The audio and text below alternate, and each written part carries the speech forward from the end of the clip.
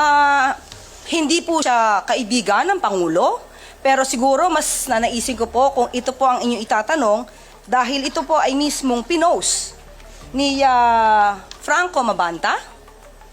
Baka ito po ang itanong nyo kung ano po ang relasyon niya sa mga Duterte.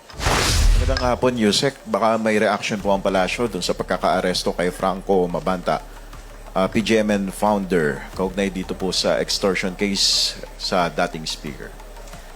Ang nais naman po ng Pangulo sa lahat ng pagkakataon, managot ang dapat na managot. Kung mayroon po silang dapat na panagutan, kung mayroon po silang ginawang krimen, dapat lamang po nilang itong panagutan. Pero definitely, kailangan po ng due process sa lahat ng bagay. Follow up po, kilala po ba siya ng kilala po ba siya ng Pangulo dahil sinasabing may papel daw tong si Mabanta dun sa online political campaigns noon na sumusuporta kay Pangulong Marcos? Hindi po siya kaibigan ng Pangulo, pero siguro mas nanaisin ko po kung ito po ang inyong itatanong dahil ito po ay mismong pinost ni Franco Mabanta. Baka ito po ang itanong nyo kung ano po ang relasyon niya sa mga Duterte.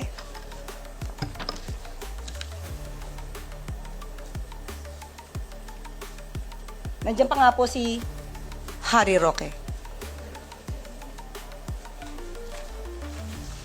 Quick follow-up sa inyo pong pagkakaalam, Yusek. Ano po ang relasyon po kaya ni Mabanta sa mga Duterte?